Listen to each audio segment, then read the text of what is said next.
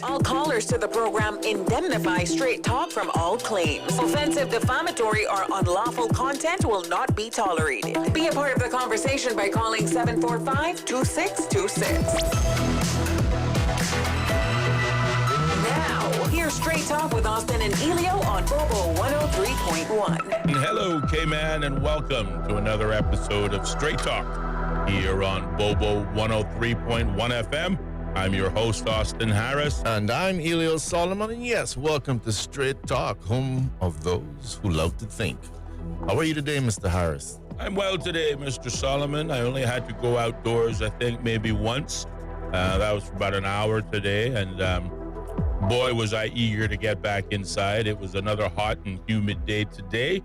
I know it threatened to rain this morning, but so far, no raindrops have fallen on my head. Well, speaking of rain, if I must let people into my life, I woke up last night and I said, hold on a minute. If you must. If I must, you know.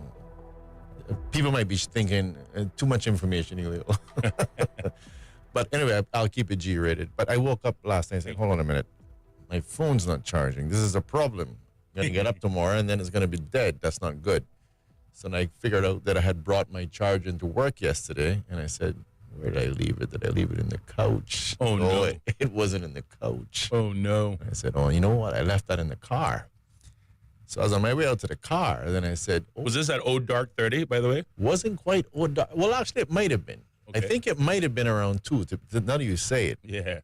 But, you know, I don't keep track of the time, right? Mm-hmm. So I said, no, this is in the car. So I turned on my light and go to the car, and I said, hey, it looked like it rained. Really? Yeah. And Okay. I thought about you. I said, Austin must be so happy. I'm saying to myself, this is getting pretty weird. But anyway, it rained. I don't know. Early this morning it rained, but maybe you were asleep. I was most definitely asleep. I left the studio, I don't know, about 7-ish last night. Mm-hmm. I got home shortly after 7:30. I had a bite to eat. I made sure to, as they would say to me, stay up and let your food digest. Don't go right to bed right away. Correct. That must be your mother giving you that advice. It is. Thank you.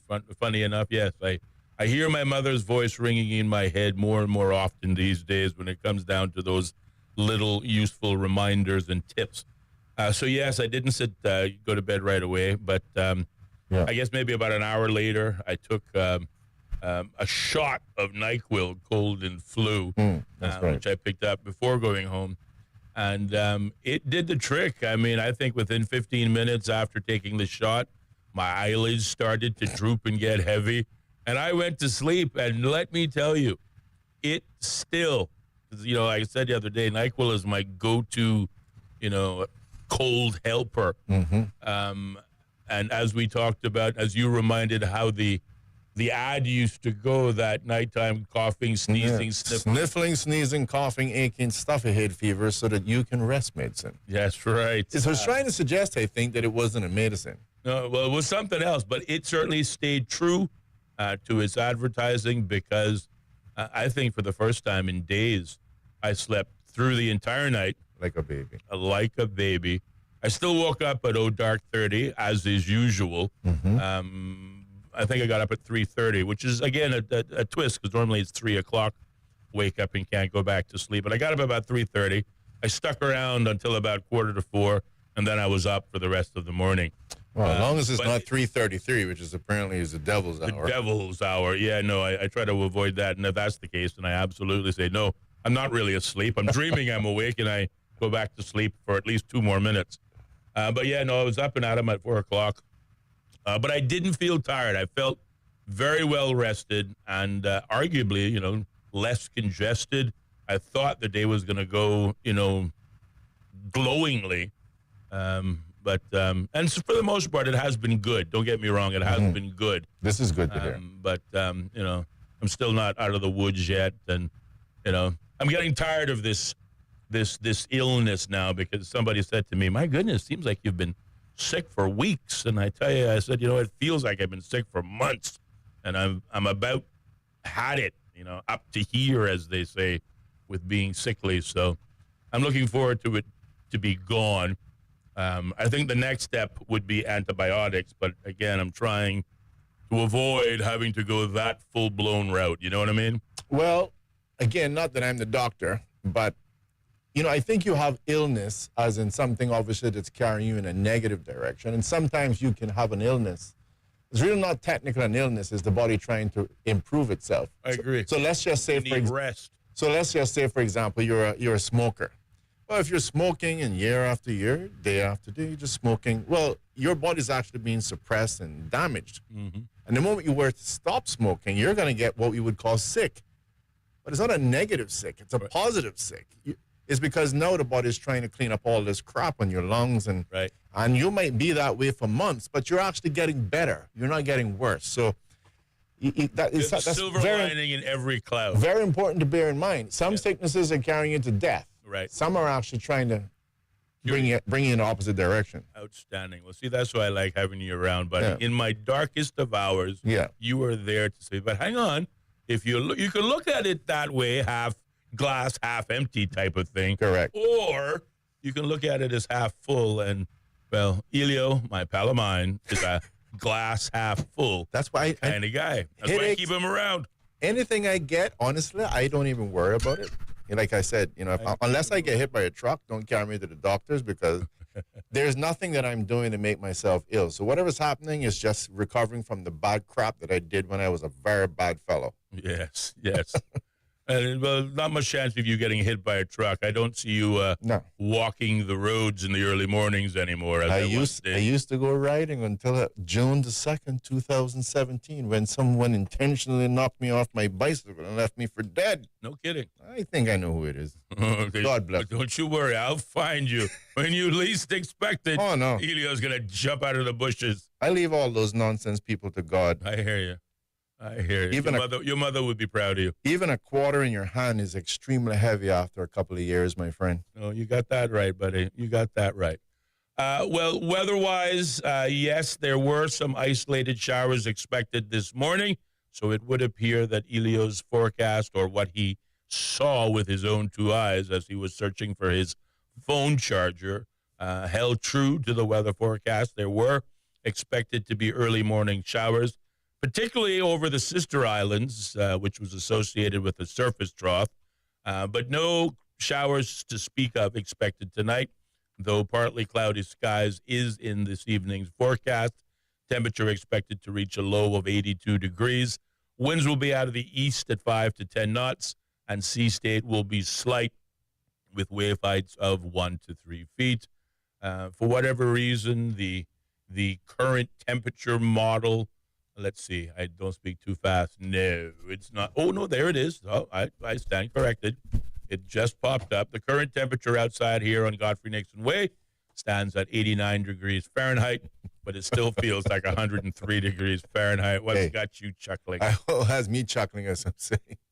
Good thing we got the temperature here in Godfrey Nixon, because you wouldn't want it to be like Palmdale or somewhere, some remote place. No. You need it right at Godfrey Nixon. That's right. Well, thank God Cayman is so itsy-bitsy that weather is Godfrey Nixon. Probably Palmdale's going to feel the same way. Exactly. So that was the point. I think you're right. But yes, thank God it's here on Godfrey Nixon Way, right, as my colleague says. It is 41 minutes past the hour of 4 o'clock, and we don't have any guests slated for us today, but we do have guests both tomorrow and Thursday. We'll tell you a little bit about who they will be in a moment. But we do have a number of good news items that I think are worth mentioning. First of all, the Cayman delegation will be heading to Barbados as Carafesta returns after a number of years. A 70-member delegation will be heading to Barbados this month for the return of the Caribbean Festival of Arts, Carafesta, a celebration of creativity through art, music, dance, literature, drama, and painting. Mm-hmm.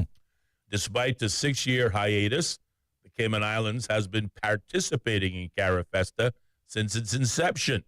The multicultural event, which began in the 1970s, brings together over 1,000 artists across the Caribbean region and South American countries and serves to foster cultural exchange, encourage collaborations, and build friendships across cultures. The last Carafesta was held in Trinidad and Tobago in 2019. That would be the year before the pandemic shut down the world, 2020, and COVID.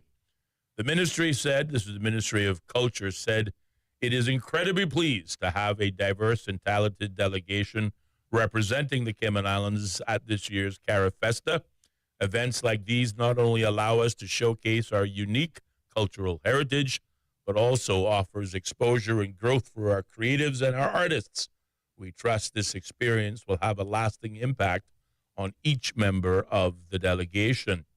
This year's Carafesta is themed Caribbean Roots Global Excellence and will feature a 10-day festival featuring a variety of events, including an opening ceremony in Bridgetown, Barbados, a grand market and literary market at Waterford, some short film screenings, visual art and heritage exhibitions, and a grand finale at the National Performing Arts Center.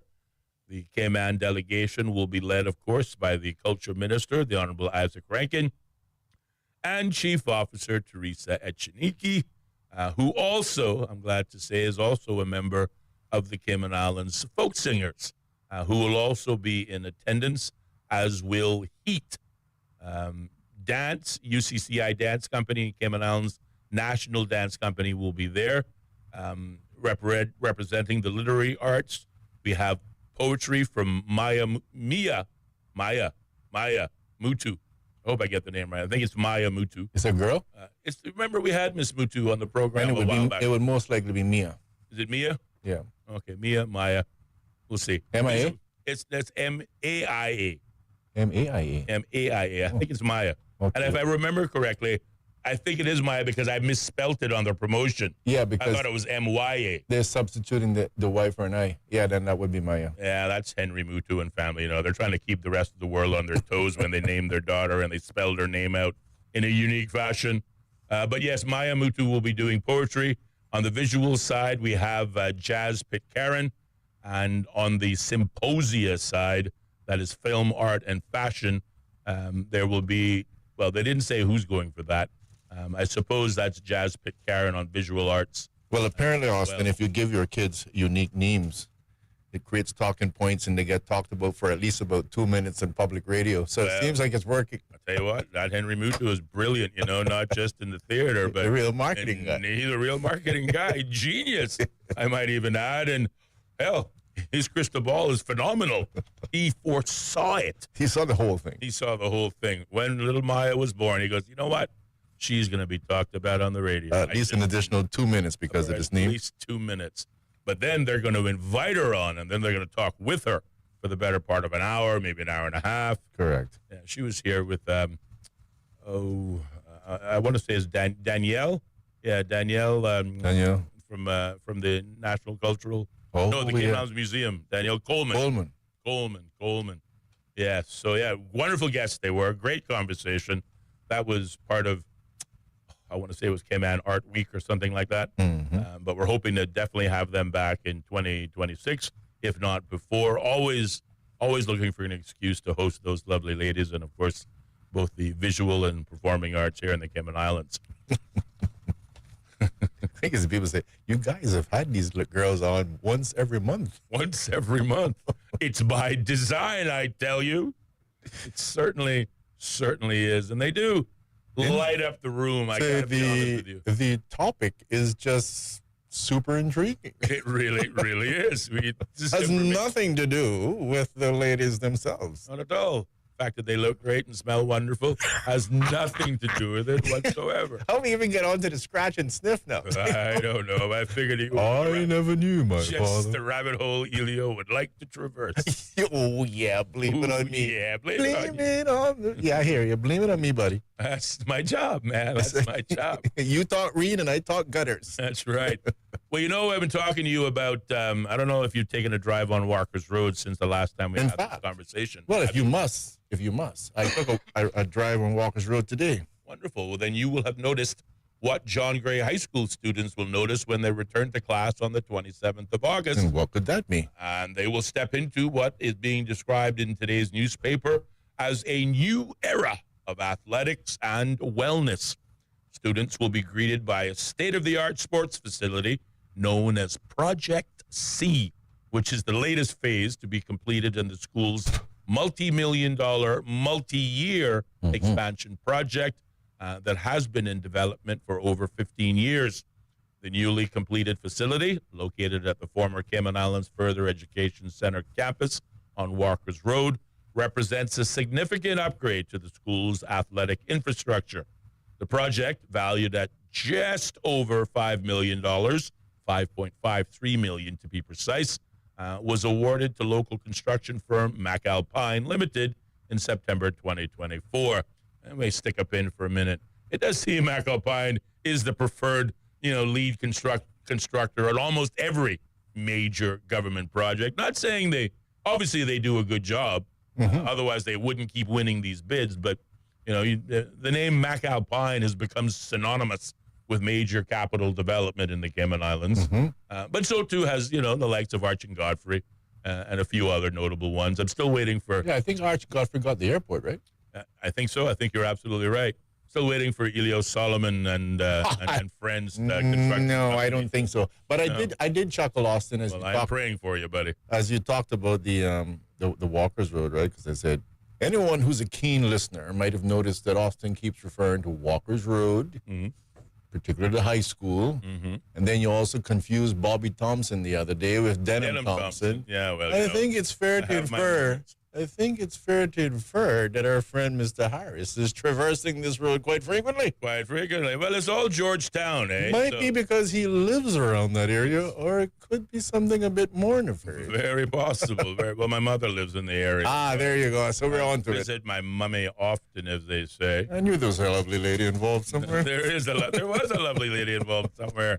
Quite right. I put two and two together, Harris. I tell you should have been a cop, buddy, The RCIPS don't know what they're missing. You're correct. So the $5.5 million contract, again labeled as Project C, features a full-size football pitch, a cricket field, a basketball, a netball courts, and also the fastest-growing sport in the Cayman Islands. Oh, could be. Drum roll. Picket ball. Pickle, not picket. I keep saying picket. I got it from you. I know. Yeah. Pickleball. Pickle. So they're there on, what was that Thompson Way again? Bobby Thompson Way. Completely whole new meaning to the term. Bay, and now they're on Walker's Road. I said that adds a completely whole new meaning to the term. You got me in a bit of a pickle here. A bit of a pickle, indeed. I found myself on the pickleball courts again, and I don't know why. We talked about some exciting workshops that the Chamber has been hosting, and it appears the Chamber of Commerce is at it again, or at least they will be on the 29th of August, as they will be hosting a new workshop that is designed to help entrepreneurs, small business owners, and professionals tell the story behind their brand. The workshop, entitled Tell Your Brand Story, will be held by longtime local communications strategist Lynn Markoff, the founder of Convey Communications. In this engaging hands-on session, Markoff, whose 30-plus years of experience includes award-winning branding and communication work with DART, Maples, Cable and Wireless, now Flow, and Caribbean Publishing, will guide participants through the essential steps of building an authentic brand that truly resonates with consumers and, of course, their target audiences. Some of the topics being covered will include crafting a brand statement and key messages that align with the company's or individual's mission, the company's vision, and, of course, the company's values. The workshop is designed for those just starting out with a business or for those looking to refresh their company image or personal brand identity so that it reflects what they stand for and, of course, differentiates them from their competitors. The chambers say that space is limited, but still available for persons, that is entrepreneurs, small businesses, small business owners, and other professionals. You can log on to the Chamber website to register, but if you are interested, you're going to want to do it pretty quick because, again, as we have talked about at these various chamber workshops, they do tend to fill up pretty fast. And we definitely want to continue to congratulate the Chamber of Commerce for doing its part, for looking out for small and medium-sized businesses, as well as, of course, supporting the larger business and professional community in the Cayman Islands. And last but not least, I'm thrilled in this case to brag about the little guy. The International College, Ellio, of the Cayman Islands, that's ICCI, that's the private institution there, located at the bottom end of Hearst Road, has become the first educational facility in the Cayman Islands to receive the highest accreditation from a leading UK-based educational agency. The accreditation services for international schools, colleges, and universities, ASIC, offers 2 levels of recognition, either accredited or premier.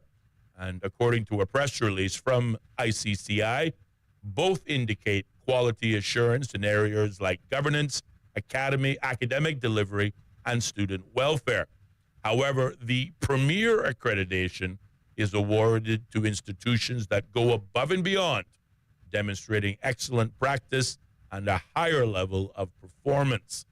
ICCI President Dr. Byron Kuhn said the college is deeply honored to receive the premier accreditation from ASIC UK.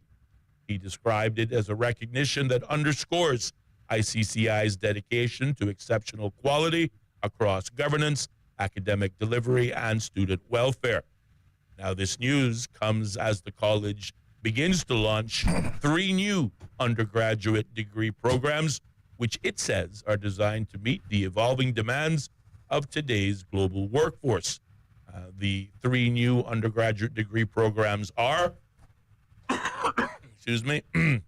the Bachelor of Science in Information Science and Artificial Intelligence, which they say prepares students. So why that look at me when you talk about artificial intelligence? Well, only because only because we were talking about AI earlier this week or last, and you're the resident tech guy, as you are the resident cabinet maker, as you are the resident fence post maker, as you are, I don't know. Just resident, the guy with a great Bayesian accent. I'm just wondering why that look is like AI. How am I connected to AI? I don't know. Well, you were the guy that, again, brought me into the 21st century with ChatGPT. Yeah, that's true. So when I think AI, I naturally think of you. I can't have you slugging around. I know. Always looking out for me. I tell you, you're a glass half full kind of guy. They also have the Bachelor of Science in Community Health, which will equip graduates to improve public health and well-being in local and global communities. And finally, a Bachelor of Science in Strategic Organizational Leadership, which will be developing the next generation of leaders and managers for dynamic organizational environments. So congratulations are most definitely in order to the International College of the Cayman Islands, ICCI, on, again, receiving the highest honor and accreditation from a leading UK-based firm, and for being the only school, if not the first school in the Cayman Islands to achieve this. And that's pretty darn good for the little guy operating on the block. Yeah, like I was saying yesterday, about the universities as we chatted with Mr. Alfredo Whitaker from the Cayman Islands Football Association. Yeah. I think there's a lot of things, there's a lot of people in our country that just don't get the recognition that they deserve. Yeah. And I say that because, unfortunately, we live in a world where unless you have money tagged to your name or something powerful, whatever, it doesn't, you need that sort of attention to highlight it. And the sad reality is, they say, if you, as a country, if you refuse to make heroes from within, then you'll have to import them, right? You'll have to get them from somewhere else. And it seems like our entire country is building its infrastructure on somebody else. It's always having to import a hero. And it's just unfortunate that we don't have governments that go out of their way to help really promote the people, really promote the universities and stuff that we have. If we don't do that, amongst other things, we will always have persons who say have to go overseas to get studies, and the list goes on. That's right. Why can't we build our own infrastructure as strong as possible? I don't understand. It's just a very good point. That's a very good point that you make, and certainly in terms of again, recognizing heroes from within. If we don't do so, then we will have to import them like we do everything else. I just want to make a quick correction. We were talking about Maya Mutu earlier on and talking about who she was accompanied with here in the studios. I said Danielle Coleman. I think because I was in hazard management today, but Danielle Coleman is hazard management, and it's Natalie Urquhart, who we had as a guest in studios, and that's Danielle's sister, of course. She's at the National Gallery. So, Natalie, if you're listening, 1,000 apologies. I was thinking of you, but for whatever reason, my lips sent out the name of your sister. And again, I just credit that to, I was actually on. This happens with twins, today. Austin, apparently. Apparently it does happen with twins. You can very easily mistake one for the other. So I think that in my defense, that was the case. I'm home, honey. Oh, sorry. Oh, my bad. Did you know my sister's here? Oops, a daisy. It is 59 minutes past the hour, 4 o'clock. We have to pause. Take a short commercial break, check in with the top of the hour news brought to you by the BBC. But when we come back, the phone lines are open and the discussion will continue right here on Straight Talk, only on Bobo FM. Bobo. The BBC's From Our Own correspondent. In today's Russia, no one is allowed anywhere near the political stage if they pose a serious challenge to Vladimir Putin. Stories and reflections from our reporters around the world. There is a major sense of insecurity here. More people are coming in from Sudan every day. From Our Own correspondent from the BBC. The home of the BBC World Service. This is Bobo FM. How can we understand the world better? The BBC World Service is a window onto the wider world. A vantage point from which to survey a new horizon. News, reports, and analysis from around the world. Stories we think matter. Different people from different societies. We get to the heart of global issues. News, stories, and global perspectives from the BBC World Service. The home of the BBC World Service. This is Bobo FM. The BBC is the world's most trusted news source. And Bobo 103.1 is where you'll find the BBC World Service. BBC News. The world news from the BBC. And the home of Cayman's most listened to talk shows. That's right, folks. Everyone is telling their mama about the cold hard truth. And welcome to Straight Talk. I'm your host, Austin Harris. And I'm Ellio Solomon. Across Cayman, on FM, online, and on your smart speaker. This is Bobo 103.1. This is Bobo 103.1, powered by Health Services Authority. At Health Services Authority, they are committed to caring for you. They are Cayman's largest and longest-standing healthcare provider, offering the most comprehensive range of inpatient, outpatient, and public health services at 9 different locations across all 3 islands. Across Cayman on 103.1 FM, online, and on your smart speaker. The home of the BBC World Service. This is Bobo 103.1. BBC World News, I'm Tom Dewsbury. Hello. The US has announced criminal charges against the Haitian gang leader Jimmy Cherizier, who was accused of conspiring to violate sanctions by Washington. Since 2020, Cherizier, a former police officer, has created an alliance of gangs that now controls most of Haiti's capital, Port-au-Prince. This report from Will Grant. Jimmy Cherizier, more commonly known by his nickname Barbecue, is already the subject of a number of sanctions from the UN and others over his violent gang rule of the Haitian capital. Now Washington has added new charges to its extensive list of alleged crimes by indicting him with conspiracy to violate US sanctions. Specifically, he is accused by the US Department of Justice of working with a naturalized US man in North Carolina, Basil Richardson, to raise funds for his G9 gang alliance, which along with another group currently has most of the territory of Port-au-Prince in its grip. President Zelensky says Ukraine will not abandon the Donbass, the eastern region that Russia and its proxies now largely control. He warned that doing so would give Russia a springboard for future attacks. It's believed annexing the Donbass would be a key demand of the Russian leader when he meets President Trump on Friday in Alaska. Here's our North America editor, Sarah Smith.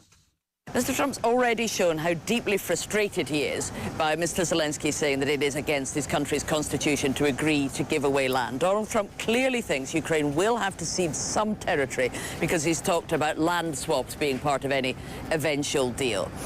And for Vladimir Putin, well, he has already tested Donald Trump's patience quite a bit through this process, but he's the one who'll be in Alaska getting to make his case in person, face-to-face with the president, when all President Zelensky can do is wait for a phone call to come after that meeting's already over.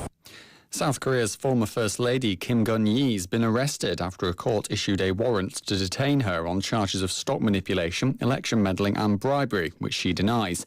Her arrest, along with last month's detention of her husband, the former President Yoon Suk-yeol, makes them South Korea's first former presidential couple to be jailed simultaneously. Israel's Prime Minister Benjamin Netanyahu says Palestinians will be allowed to leave Gaza before the army expands its operations. Israel's military has been preparing a broader offensive in the north and centre of Gaza, despite criticism at home and abroad. Previous calls to resettle Palestinians outside the devastated territory have been condemned internationally as ethnic cleansing. Here's Tom Bateman.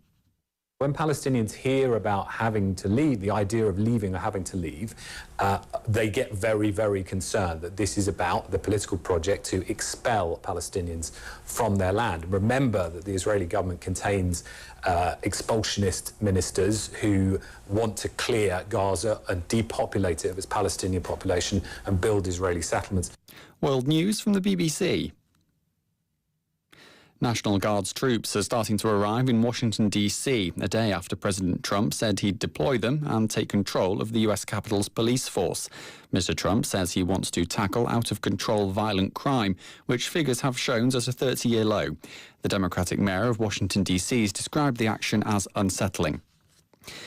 Firefighters are tackling blazes in a number of European countries amid a continuing heat wave. The Greek authorities have issued evacuation orders on several islands due to wildfires. One of them, Chios, residents have been rescued by boat from beaches. In Spain, nearly 1,000 troops have been deployed to help put out the fires. An American woman who was hired to shoot dead a man in central England 6 years ago has been convicted of conspiracy to murder. Amy Betro approached the man outside his house, but her gun jammed at point-blank range. She was eventually traced to Armenia and extradited. Joe Black has the details. The assassination attempt was part of a plot orchestrated by two men, Mohammed Aslam and his son Mohammed Nazir from Derby, who were involved in a feud with a rival family. They had wanted to kill Aslat Mahmoud or a member of his family, so his son Sikander Ali became a target. Hours later, in the early morning, Betro returned to the family home and shot 3 rounds through the windows, but the property was empty. Betro will be sentenced next week. A court in Guatemala has handed prison sentences to 6 people over the deaths of 41 youths in a fire at a shelter in 2017. The group, all former police or child protection officials, were found guilty of homicide, among other counts. The children had been padlocked inside a classroom for alleged bad behaviour when the fire took hold. Witnesses said that despite cries for help, police refused to open the doors for 9 minutes. That's your latest BBC World News. The views and opinions expressed on Straight Talk with Austin and Ellio do not necessarily reflect or represent the views of Stingray Media, its staff, or contributors. Callers to the program accept full responsibility for the views expressed. The show host and affiliates are not liable for any statements made or any harm claimed. All callers to the program indemnify Straight Talk from all claims. Offensive, defamatory, or unlawful content will not be tolerated. Be a part of the conversation by calling 745-2626. Now, here's Straight Talk with Austin and Ellio on Bobo 103.1. Ladies and gentlemen, welcome back to Straight Talk with your two talk show, your two favorite talk show hosts, Austin Harris and myself, Ellio Solomon. Time up here in the studio looks like just about 5:06, and the number to call if you want to get into a discussion, take us in a completely different direction, disturbing the two of us in some manner, that we would greatly appreciate. 745-2626. Again, that's 745-2626. Or if that is not necessarily your thing to dial, maybe we're short in quarters, who knows, 928-2562. You can send us a text or a voice message. That's 928-2562. So Austin said he was going to give me the finger when it was time for me to bring. it's time for me to bring you in. I'm going to give you the finger. I'm like, you always want to give me the finger. I was just looking for the right opportunity and the right moment. He said, here it is. I want to bring us in. I said, no problem. When it's your time, I'll give you the finger, and you just talk. What I want to know is... And I did give him the finger, just his finger. Yeah, why couldn't it have been the index? Why the frown and the bird? Well, I know you were expecting the bird because that normally goes with the term the finger, and that's why it shows the wording. I wanted to give you the finger. And you can't say I was a liar because I did give you the finger. It was a finger. A finger. Yeah, a finger. Yes. So, by the way, we chatted about jazz, and then I was looking at my phone at something that occurred a couple of weeks ago, and I said, but hold on. Isn't Jazz, isn't that Teresa's daughter? I would believe it is. My illustrious friend, Teresa Pitcairn, which, by the way, wonderful woman. I got to say, when I was in government, amongst other things, she worked hard, and we pushed for some legal aid reform and many other things. And, of course, to add to her long list of illustrious qualifications, I see that she was giving an honor by, what was it, UCCI, right? I do. Yes, an honorary. I think it was 4 persons altogether. Doctorate. She was one of the persons. Yes, absolutely, for her contributions to the community. Congratulations to her. See specifically what it was that she won, but yes, we do know she did win something. Yeah, congratulations to her, and of course, she must be very, very proud of her daughter, Jack. And likewise, she obviously was, looking into her own crystal ball when her daughter Jazz was born, and by giving her the name Jazz, someday in the future, you will appreciate these really fantastic talk show hosts are going to be talking about her for at least 2 minutes. Yes. I just feel it. All because of your name. All because of her name. And Jazz is just as unique to jazz things up. Maya. And again, we like Maya, not because Maya may be a unique name, but in particular how it's spelled. The spelling. M-A-I-A is definitely a new twist on an old favorite, if you would call it as such. Yeah. And because we know the young lady, it makes it even more special. Yeah. So I don't think I've had the pleasure of meeting Jazz, but then again, maybe I have. And she's a beautiful girl. I don't remember. Really? Well, maybe I'll show you off here. All right. But yeah, beautiful girl. Sounds good. Sounds good. No surprises there. So, what was that? Go ahead now and publicly scandal me with this fishing thing that you. Oh yes.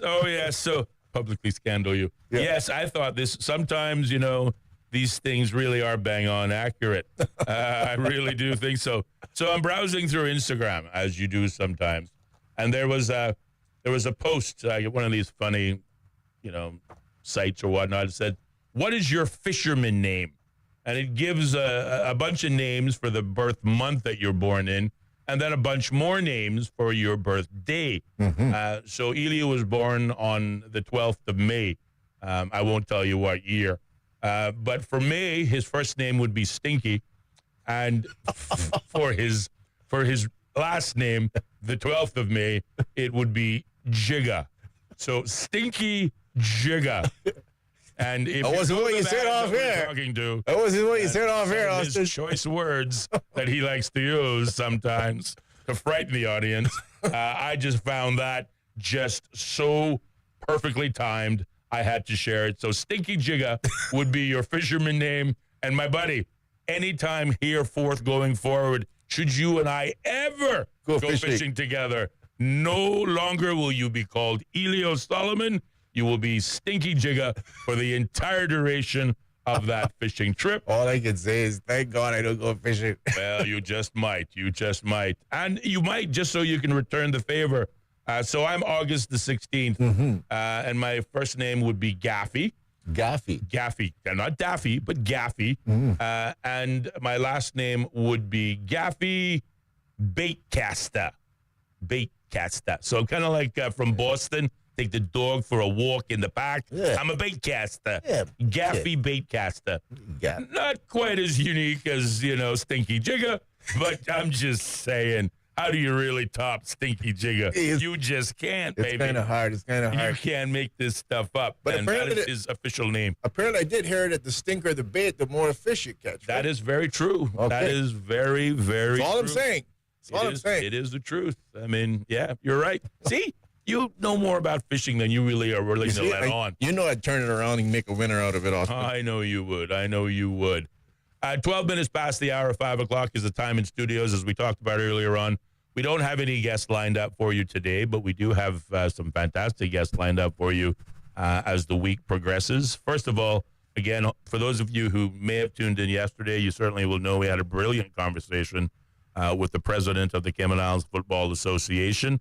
I think in many respects, perhaps it, painted the association with a different brush. Maybe people look at it a little bit different now. Of course, you will have those, as Mr. Whitaker talked about, that, just no matter what you do, are just simply going to be very displeased. And, well, they still exist. But I thought it was a good conversation. I really did. I tried my best to ask the poignant questions, and so too did you. And we certainly didn't, sugarcoat it. But he came prepared for us. He said straight talk.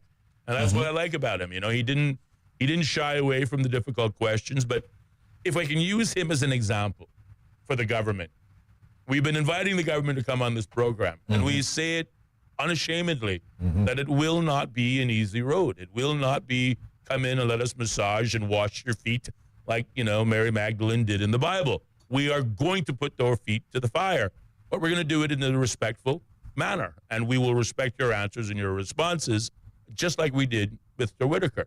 Mr. Whitaker handled it like a champ. Really, he did. And those questions, our questions, were poignant, to the point. They didn't pull any punches, and neither did he. And I just respect that in a guest, and I just wanted him to know that we really enjoyed the conversation. If the listening audience may have missed it, some people reached out to me this morning saying, boy, I wish I had known sooner. I said, well, I don't know what we're going to do. I mean, we mentioned it multiple times last week. We put it up on social media. Next time we'll write it in the sky. I don't know. But the good news is, if you missed any part of last night's discussion, you can log on to our website, www.straighttalk.ky, and you can watch it again as part of our archive list that is available online.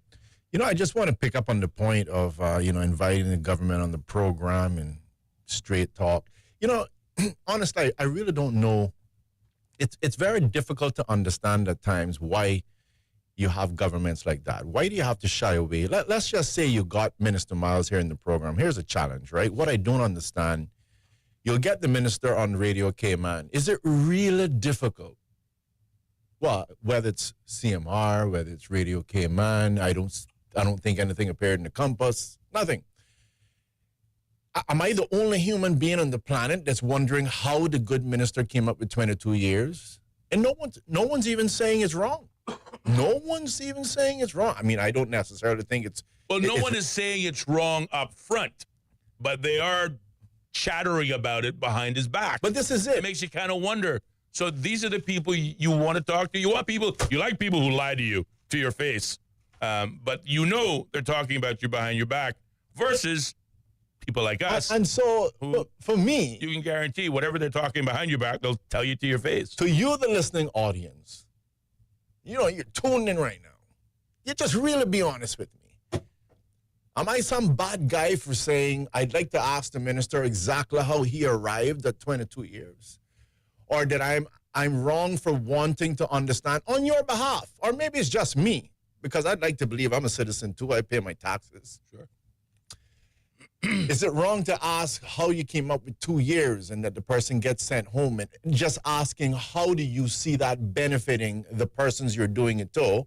And perhaps equal, if not more important, how do you think it's benefiting Caymanians? Yeah. This, really honestly, guys and girls, there you go. Listen, let's be clear. This is not harmful to a government. You pay $300 and something thousand a year for a minister. You should be able to ask a question. Somebody just wants to be able to understand the logic. And I think that you have to understand, when you don't have a media house that can ask that question to the government and get an answer, it's a disservice to you. Sure it is. You're just supposed to say, hey, if they paint the car red, they paint it red. I can't argue. I got to just take it. And pay for it, too. I'm sure that there's somebody listening to me, they're a woman, they're married, and said, I don't want my husband coming home just telling me what to do. No, he can't tell me what to do. Okay. And then there's a guy next to the same woman that says, this woman just knocking the crap out of me. And then there's her son saying, you know, Caymanian? And what do you want? Punish me? And so Don't make me call immigration woman. Here is the male.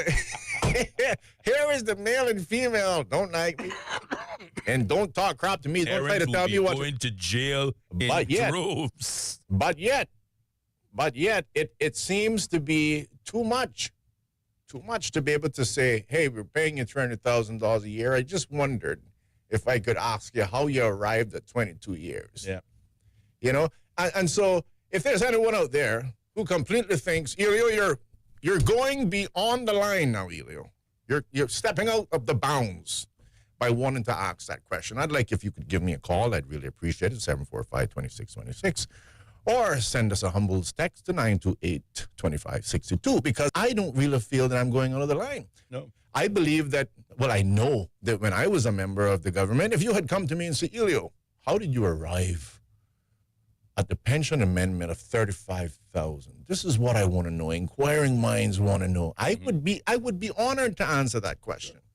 Sure. Because I wouldn't want someone thinking that I was taking a shower one night and I counted the ants crawling down the side of the wall and you realized it was 34. And then I said, well, let me add myself to it, and I got 30. I wouldn't want you to think that that's how I arrived at the number. Right. I would want you to think that Ellio arrived at the number because at the time the average home was going for 200-something thousand plus, and that the typical bank was wanting 10% plus the lawyer fees, and that when I added it up, I said, I think $35,000 should cut it. Mm-hmm. Mm-hmm. And I think that we should be able to demand of our government to know that the reason they reached 22 was not because it's 11 of them and they both held two fingers up. No, it should be that we should have a good, logical reason as to why they have 22.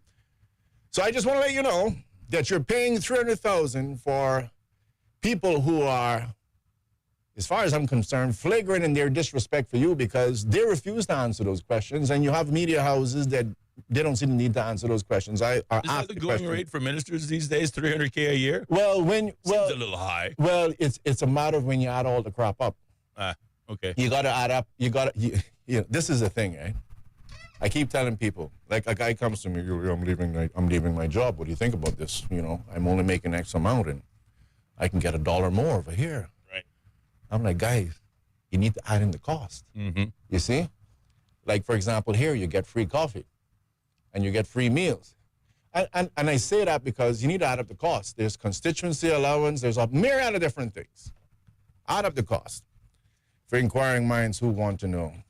So bottom line of it is, ladies and gentlemen, is, we really have an obligation to be able to make sure that we can ask these questions. And it's just unfortunate that we're not getting answers.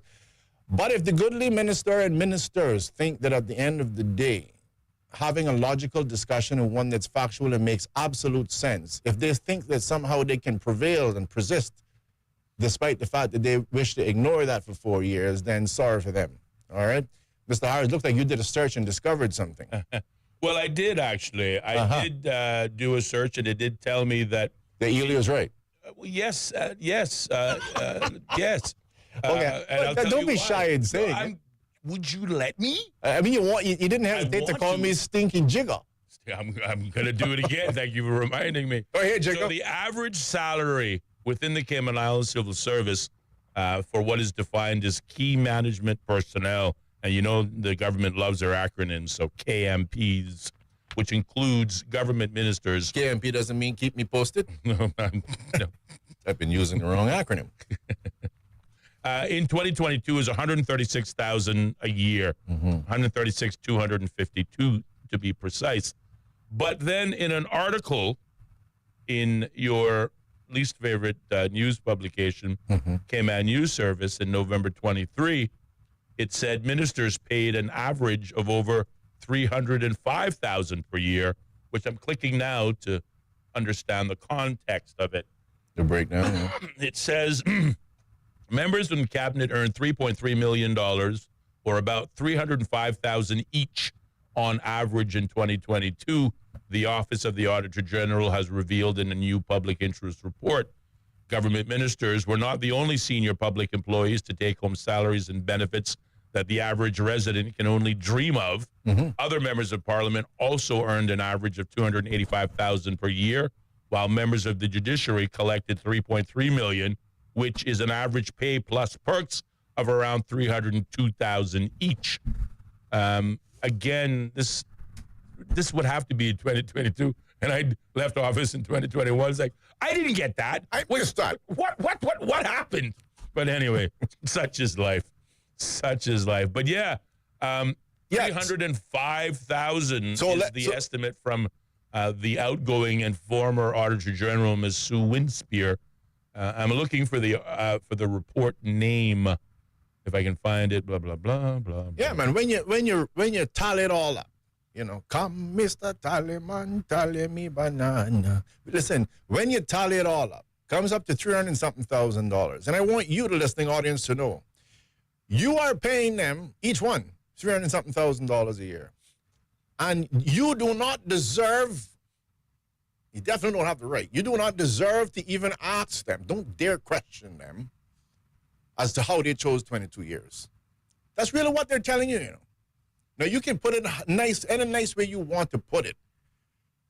But when you take the position, I'm refusing to go on there and be questioned by these plebs. And then you got media throwing softballs. They're saying to you, you don't deserve the answer. You already voted. Sit down, shut up, listen to what I'm saying. I'll do what I have to do, because no one should even ask me, how did I reach the ridiculous number of 22 years? And how in the world does making it that a foreign national can't transfer within a 2-year period, how does that benefit Ghanaians? I don't have to answer that question.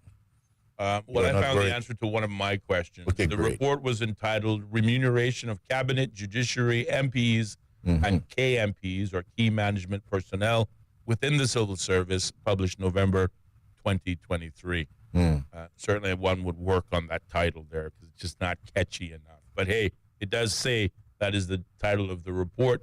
And of course, the total remuneration for ministers in particular was averaged out to about $305,000 each. Yeah. Good God. And you say politics isn't good business. And again, you have no wonder you get 58 plus persons vying for the post every single year, chasing the money. It's all about the money. It's all about the money. So, show me the money. And bear in mind, again, that's going on in salaries, because this is recurrent. This is all of the recurrent stuff. That's not the additional stuff. But like I said, I don't have a problem with paying people well. Our police, our customs officers, everybody should be paid well. It's when we feel that we're not accountable to the people that pay us well. That's the part that bothers me. And so when you can pay $300-something thousand for a minister, and you can't get some basic answer, because if, like I said, text me, call me, I might be the only one that's thinking about this. I might, honestly, I've had this happen before. I might be the only one thinking, how did we derive at 22 years? But if there is another person out there, just like me, that thinks about it, would like to get an answer, then take it as blatant and flagrant disrespect, the fact that they refuse to come on a program where they can be asked the question and they can give you an answer. Because I can tell you, I would be happy to give an answer. All righty. Somebody in the bloggers commented, Christ on a bike, $305K. Hey, what? Gee, Austin, say it in English now. Christ on a bike. Christ on a bike? That was, the shock that they found when they read the article. Christ on a bike. Christ on a bike. $305,000. That's nearly double what a UK member of parliament makes. Yeah, my God. It's a good chunk of change. It's a good chunk of change. It's good money if you can make it.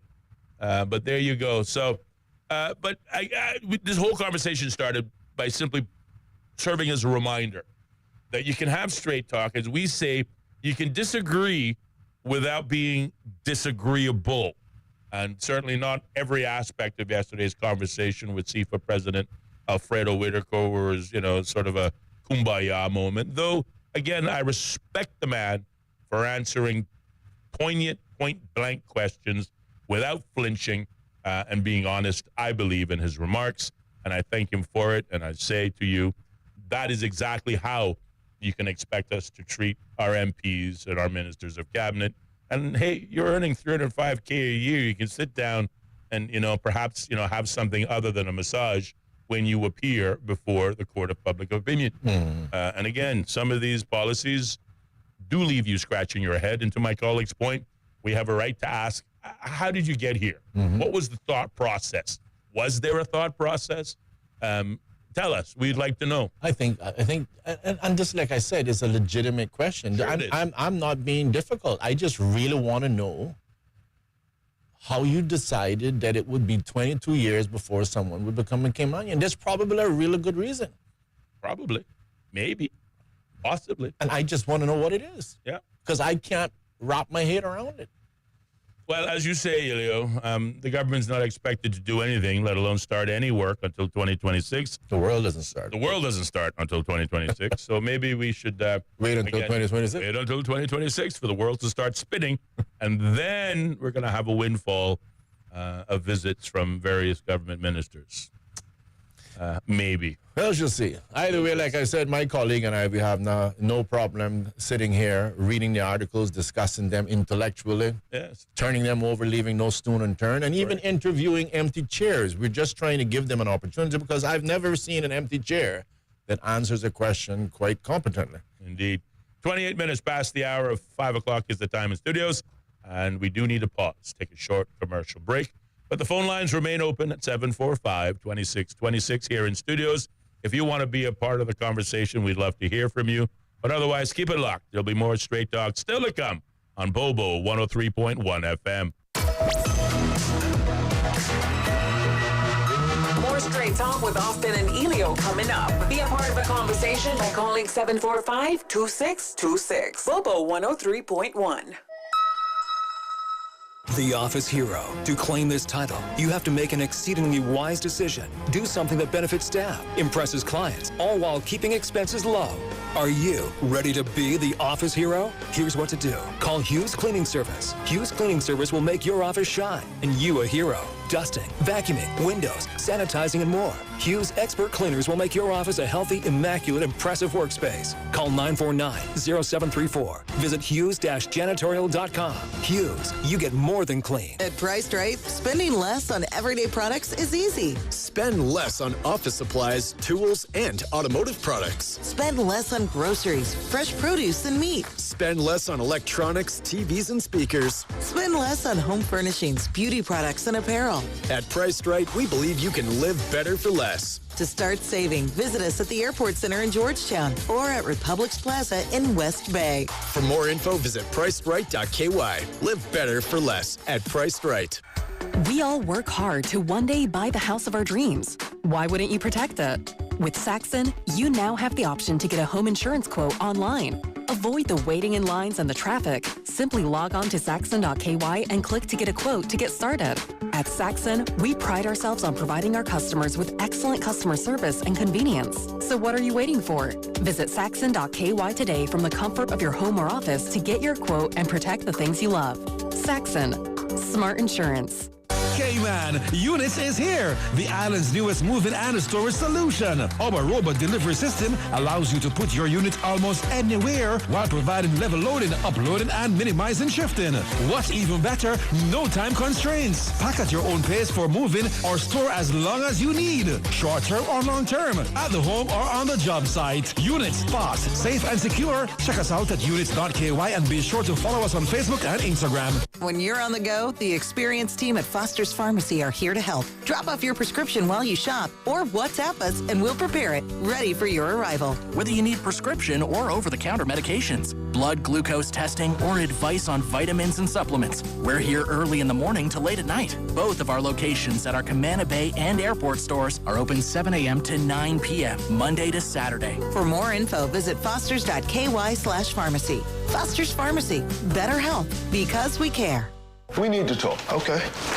We've noticed you've been going to KFC a lot more than usual lately. And that's fine. We know you love it. We just don't understand how you could afford it. The KFC What a Deal menu starting at just $3. Gives you lots of great choices and value. Available at KFC Baytown Plaza, Shedden Road, and in the Strand. The KFC What a Deal value meals. The deal everyone should know about. Come to KFC and enjoy a variety of tasty choices at surprising prices. KFC, so good. Across Cayman on Speaker. This is Bobo 103.1, powered by Health Services Authority, committed to caring for you. The views and opinions expressed on Straight Talk with Austin and Ellio do not necessarily reflect or represent the views of Stingray Media, its staff, or contributors. Callers to the program accept full responsibility for the views expressed. The show host and affiliates are not liable for any statements made or any harm claimed. All callers to the program indemnify Straight Talk from all claims. Offensive, defamatory, or unlawful content will not be tolerated. Be a part of the conversation by calling 745-2626. Now, here's Straight Talk with Austin and Ellio on Bobo 103.1. And welcome back, man, to more Straight Talk here on Bobo 103.1 FM and simulcasting live on Facebook and YouTube. I had to think about that for a second. I wanted to say... Well, think about it. I wanted to say Instagram, but I knew I would have been wrong. So I love pregnant pauses. I know. We have to be very careful with them. You know, it is. It's already too late, Austin. It's already too late, and it's it's hurricane season. Some might say it's baby making season, so we can't have that. The pause is already pregnant. The pause is already pregnant. Keep the labor pains. I just want a baby. Yeah. You know how many times I use that remark? I bet you don't quote the author. Well, you've never said who the author is, but I can suspect when you say it's one of your brothers. You know who it is. I know immediately who it is. But I won't say who it is, and I certainly won't say who it is on the air. Yeah. Because he's got enough money that he might actually sue me, and I don't want that because I got to hang on to my 52 million pesos, as best as I can, because I ain't getting no younger, and I'm not collecting $305,000, Christ on a bike per year. Which, by the way, one of our listening audiences chimed in during the break, said $305,000 a year. Works out to $835 per day or $104 per hour. And I think they might be off by a few dollars. And I think they also might assume, of course, that $835 that they're working 7 days a week, which we know they're not. But if you do it at a more realistic 5 days a week, I think is just over $1,200? $1,270. $270 a day. And again, $104 an hour. That's why they say if you're going to talk to a politician, be quick. Because their time is very expensive. You thought talking to your favorite lawyer was expensive. You ain't seen nothing yet. Which is probably one of the reasons why they're so scarce. But I digress. Yeah, what's in the news? What's in the news? What do you want to talk about? So the phone lines are open, first of all. 745-2626 is the number. That's the number in studios. If you want to call up and be a part of our discussion, want to lend your voice to it, you want to ask a question, or you want to take us in an altogether different direction, well, that is your right, and the opportunity is available. 745-2626 is the number.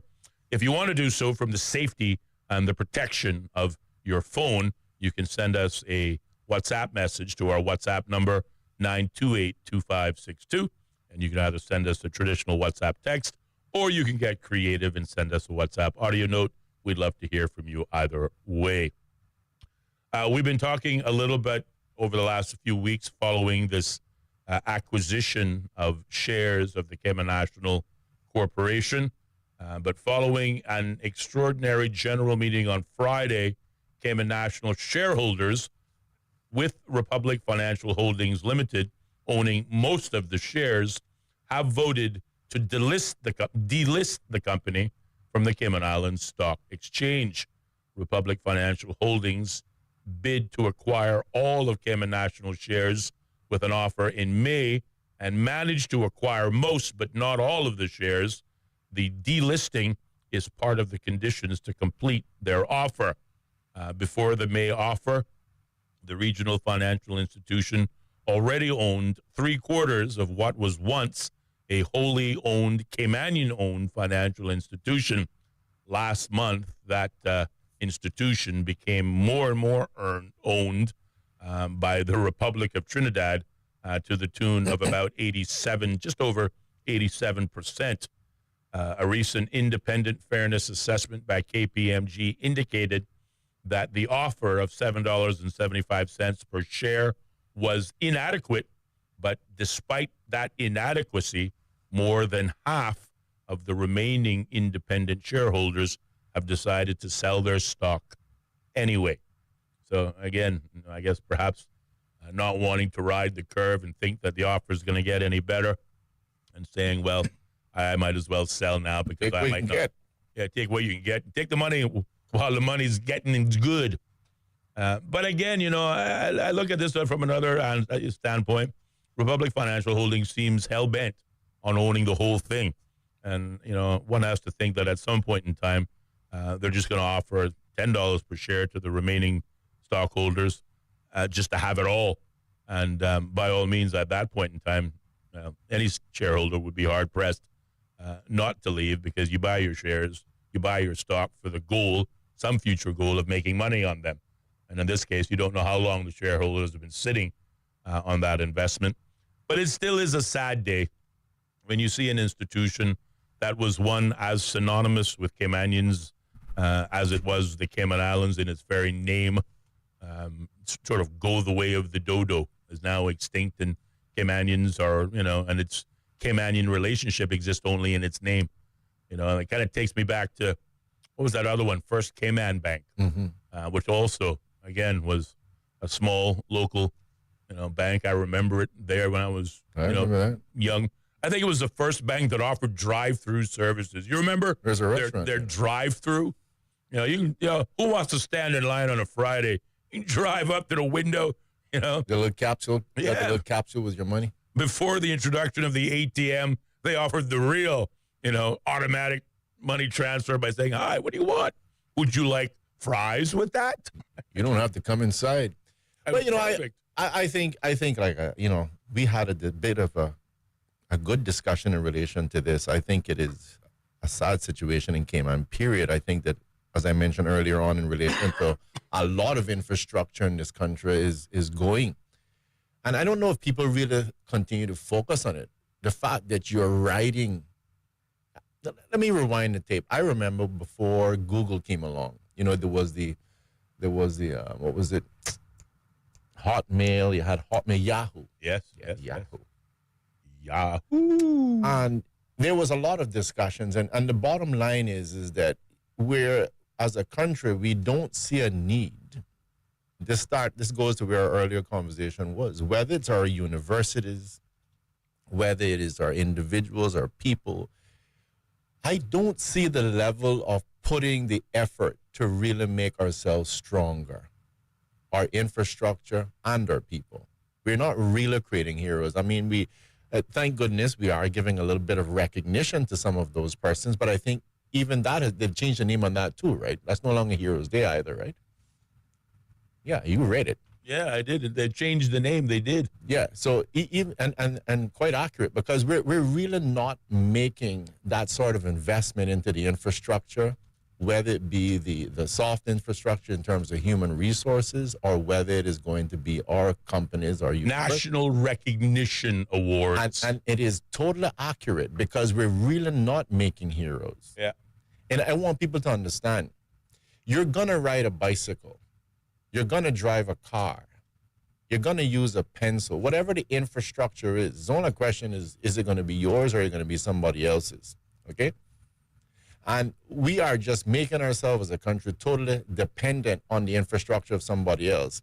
And so when I talk now about the Republic Bank buying Cayman National, well, this is a blatant in your face that this is an entire company of infrastructure that's sitting in the Cayman Islands, but it's not Cayman. Yeah. You might as well be going to Trinidad when you go to Cayman National Bank. Let's be clear. And it's owned majority by the government. And on top of that, you can't even get the level of accountability from whether it be monetary authority. Who answers the questions as to, yes, we have given this some oversight and we've checked this off. This is fine, and here's why. Right. I mean, I remember, rumor has it, Austin, there was an issue in terms of the dreaded Chinese. Yes. You know, remember those days? Yes. How do I remember that? The dreaded Chinese. My God. We can't even have the smell. You know, You took some hits for that one, didn't you, buddy? Oh, like I care. You know, at the end of the day, let's just be clear. The dreaded Chinese. But yet at the end of the day, we have the Trinidadian government, which owns the majority of Republic Bank, who deals with the Chinese. And they're now going to be 100% very soon controlling the bank. Yep. And then there's not a sniff. There's not a scratch about that. Nope. And this is where I say, whether we're dealing with the police or other government institutions, heads up to the deputy governor, my friend. There needs to be some way that you can get a greater level of transparency, that people can get some answers to the questions that they have. Or maybe, like I said, maybe it's only me. Maybe it's only me or you who has these questions. I doubt it. I doubt it. I doubt it. Well, there's an old saying, sometimes we're victims of our own success, and certainly that could be the adage that applies to the Cayman Islands. We've talked about it in this program, the ultra-rich who came here, destroyed acres upon acres of pristine natural environment. Mangroves? Mangroves, as an example, which, by the way, remind me about that. But the ultra-rich who came here and destroyed acres upon acres of mangrove, built their, mansion in paradise, and then once they've done so, then they become eco-warriors saying, don't build on the mangrove. But you shouldn't build on it. And please don't build next door to me, because I bought here so I could be far away from you, you riffraff, along those lines. But that is where we become. That is where we're heading. And then Roy Barton talked about it in his book, when you look at Northwest Point. Just, again, when you think about, once it's only a matter of time before Bordentown, which is the last bastion of Cayman culture and the once upon a time capital in the Cayman Islands before Georgetown took over. You drive the coast of Bordentown, you still sort of feel like it is still Cayman. You get over Guardhouse Hill, you make the drive even as you run through. And don't forget East End. East Bay, you get, almost if you get into Frank Sound, but not all the way. Because, well, first of all, the Frank Sound Junction now looks like, Little Miami. Have you been there lately? I Sure, pass you it must. every day. Every day. Every day. I mean, I was there a couple of weeks ago, like, wow, talk about your road improvements, but that's changing very quickly.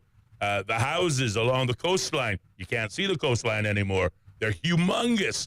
But it speaks to an article that appeared in April of this year, 12 billionaires, over 100 centimillionaires, that's persons valued at over $100 million, called the Cayman Islands home. What do you think they're going to do with that money? They're not going to bank it all. They're going to spend it. They're going to put it in infrastructure, which is also, money in the bank, because that's an investment. That's equity. You don't make $100 million and lose it. You make $100 million so you can keep it and grow more of it. But with this kind of success, we're seeing what was traditional Cayman, arguably the reason why a lot of these early millionaires first came to the country. They must look, I think of my mother all the time, and I think, she's 83 years old, and what those eyes may have seen. She's lived in this country more than she's lived in her home country. So, anybody says she's a foreigner, I want to slap them in the face, because it's just simply not true. When you spend more years in a country than in the land of your birth, what does that make you? I'm just saying, I'll leave it out there. But I can only imagine the changes her eyes have witnessed firsthand. And at 83 years, when I think, I'm 52, and I reminisce and I think about the past all the time. And I suspect that's going to get worse as I get older. But when you're 83 years, my mother's age, and you think of the changes she has witnessed firsthand, this place must look foreign to her today. And arguably, that is where we're headed. And there's going to come a time when we're going to wake up one morning, look out over the horizon, and not recognize a damn thing. And unfortunately, we'll have nobody to blame but ourselves. Because to your point, if you can give up a bank, where's the transparency? It says, who's looking over the shoulder? Who's vetting this? Do we not have a problem, with where the money's coming from and who's going to own it? Or is it just simply a matter of, it's another sale, it takes the, investment property, the property values, the real estate values, up. Their fees and more fees for government, up. That's why we're building more and more penthouses on 7 Mile Beach. People say, well, who are they building it for? Caymanians will never afford it. Yeah, you're right. But 27.5% of, $100 million penthouse builds a lot of roads, builds a lot of school football fields, and that's where the money comes from. So the government is not going to say, no, we don't want any more. But at what point in time do we look over our landscape and say, my God, when was enough ever enough? And speaking of mangroves, which is why, again, the hypocrisy of the eco warriors really annoys me the more I think about it. I remember the ongoing arguments over the port in multiple versions of it. Not most recently the referendum, but going back to 17 to 2021 when the Honorable Moses Kirkconnell battled them, the same people. But just the other day I saw a post on Instagram, acres of mangrove forest cut flat. I don't know where it was, but I'm assuming it's part of the road that's heading east, right? To build more roadways, but just shut down. And when we realize that a mangrove forest provides a buffer to the shoreline for wave surge during a hurricane, and then we think back to Hurricane Ivan, when for a time the Cayman Islands literally fell off the global radar, which meant the island, all of it, at one stage or the other, was underwater. And here we are today destroying the very natural environment without even a flinch. And it's okay. We're going to push the airport runway further into the North Sound. Again, the North Sound, the early nursery for juvenile fish. But nobody is saying, as my good friend from West Bay would say, nobody is saying about it. But damn you if you build a dock in Georgetown next to a coral beach where people snorkel to, then it's the end of the bloody world. And I point out a coral formation where you can't even build a restaurant that used to stand on the site, but you can still have access to the coral beach. You understand? It blows my mind.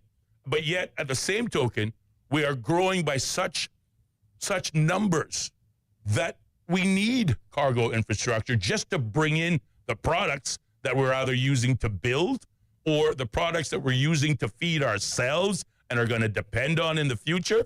But a cargo port isn't necessary, and we can't see the, tender balance between the needs of the human beings versus the needs of the environment. But at the same token, we destroy acres of mangrove forest in a hurricane season that comes every single year in an environment that we accept is climate change. So we know the intensity. And you wonder where the warriors are now. Going to happen. Yes, and I wonder every day, where are those eco-warriors now? That fought against Cruz. Well, yeah, that fight about everything, but they did fight against Cruz. Where are they?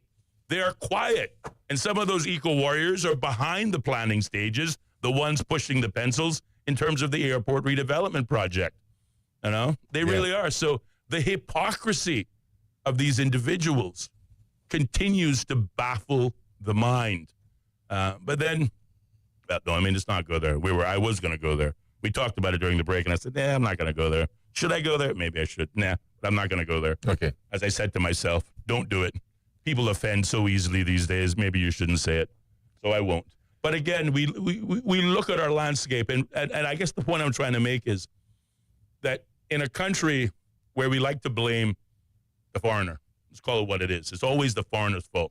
If it ain't the white man, it's the black man. The Jamaicans are the worst enemies. And if it's not them, it's the Englishman. If it's not them, it's the Canadian. If it's not them, it's the Filipino. It's always somebody else. But it's our land that we sell. It is our shareholders that sell banks that once upon a time were wholly owned Caymanian institutions. It's our shorelines that used to just speak Cayman culture. They're disappearing every single day. And when it's all gone, I wonder who we're going to blame. But see, that's where the challenge is, right? Is because you do get the finger pointing at foreign nationals. But yet at the same time, the same Caymanians, it's nothing almost seems to placate them, make them happier than to be able to follow the foreigners. Because at the end of the day, there's a lot of things that happen in this country. I'm pretty sure it wasn't homegrown. So there's people out there who are listening to persons who are saying, don't chop down the mangroves. We're fighting against that. We're fighting against Cruz because, and here's how I know that, Mr. Harris. And I was very disappointed in many of my Caymanian colleagues. And I know they'll say, Ellio, he's God. And by the way, let me just tell the public, if you think that I'm not intelligent enough or my ears are not wide enough to hear some of the nonsense that people say about me, then you make a mistake. It's just not worth me responding. If somebody goes on the radio and tells you that Ellio's an alien, I don't pay it any mind because I'm confident I'm not an alien. So just so you know, if I'm not responding, it's not worth responding to. And I sit right here, and anyone who wants to come in the studio, just call me up. We can come in here in the studio and we can have a chat. But I was very disappointed, and here's how you know that people had no argument. They immediately wanted, when you wanted to have a discussion, want to shut you down. You know, they're deleting you from the chat, or what do you call it? Removing you from the chat. They block you from their Facebook page. You see, at the end of the day, what we should be able to have done in that situation was to be able to sit down and have a discussion where you can sit on the radio, have the pros, the cons, the back and forth, and we can, as a country, make a collective decision. This did not happen and could not happen because there is and was no argument. And people might make it sound like Ellio has a stickler for the cruise. I have this passion on any issue. You can talk about anything right now. You get on to mental health, I'll talk about it just as passionate. And I'm just going to tell you, I have zero benefit to come from cruise tourism. The benefit that I have is I know that it is an industry that is providing payment, salaries. You know, not the 305, granted, not 305,000. But it's keeping the lights on for a lot of people. It keeps the light on and food on the table for 5,000 people. A lot of people. And we as a country, sitting there, I went out in town today on my way to Walker's Road, by the way. Yeah. One cruise ship in the harbor. I've heard the government now talking about getting people transitioning to what? To go work at the Kimpton? To go get minimum wage? People that were arguably making $400 a day? That's right. You want them to go work for minimum wage? I want people to think about that. This is the government that you voted for, who make the argument that in their quest to make sure that Cayman does not pursue the cruise industry, are going to transition those in cruise to the stayover side of things. And the point that Ellio is making is 1,000% accurate. You're going to go from making $400 a day to, what is it, $8.75 an hour if you're lucky? And that is a uplift. That is the government's argument to how it's going to benefit you. Yeah. But you see, the thing of it is we just take it. We swallow it. But really, why is it happening? And this is where I just can't figure it out. Because on one hand, everything that goes wrong is a foreign national. But there's nothing our people love more than listening to foreign nationals. I just don't understand it. And so the only thing I can say is that we have somehow so much lost our identity. You know, I saw a cat get hit in the head one time when I was younger, right? It was a serious blow. So hard. That cat spun around for like, I don't know, what seemed like 5 minutes, have no direction. Yeah. This is how I feel right now in this country. It's like, what exactly is the direction? Are you really telling me you're going to sit there and watch 5,000 of your brothers and sisters go without food? And you cannot even sit and say, I'm going to have a discussion to make sure I understand what the argument is? No, because you're listening to Miss Mayflower, or you're listening to somebody who just came here off of a boat from somewhere. Their husband made tons of money here in Cayman, and they have absolutely zilch, zero, not a nine to do, but to try to supposedly find a cause that the whispers from the governor's office have come down through the National Trust and everywhere that is undermining you and telling you, don't you dare do that with a piece of land. No, I'm telling you that we're in a sick, sad, pathetic state. And right now, it's nothing different with the banks. You sit here, you can't make a call to Cayman. You can't say, listen, I have an issue with my mortgage. Can I talk to someone? No, you better call Trinidad and Tobago or Barbados, Dominica, or wherever the hell they've outsourced it to. I'm just like, nobody's doing anything about this. Yeah. And then we don't even feel the need to rally up and say, why can't I hear from the ministers about this? Even when we're asking the questions, you should have ministers who are demanding from the government, the respective government departments, like the FOI request coming from our goodly Alric Lindsay the other day. To the department, what is it, DPP? Yeah, well, DPP. Okay, settled by the ombudsman. So again, take it off my rant, because Ellio don't want to hear your rant. Okay, let's hear Ulrich's rant. Ulrich is asking a question, a legitimate question. How many Caymanians versus foreigners are being charged for gun crimes? Oh, no. Here's the response. No. We're too busy for that kind of question, Bobo. We're not going to have time for that. Yeah. Hold on a second. How long, Caymanians, can we sit like this and be so freaking spineless? Yes. Absolutely. I mean, so spineless. Yep. There is no one that even has the audacity, the courage to call a talk show, to text, let alone march or do something. How spineless can we be? I mean, it's pathetic. That's what I got to say about it. A contributor to the program says, Daddy always keeps saying he keeps a bag packed and ready to go because he fully expects to be woken up soon by Uncle D saying, okay, time to get out. This is my house now. And again, it may sound like humor, but believe me, it'd be funny if it wasn't true. 59 minutes past the hour of 5 o'clock is the time in studios. I really want to see. I really want to know what. I don't have a crystal ball, and like I said, you're always going to get the accusations. I mean, I've been accused of getting millions from the Chinese. You're going to get cut off. All right. When I come back, I'll rant about it then. We'll keep it locked. More of Ellio's rant coming up next, right here on Straight Talk. Yeah. Bobo.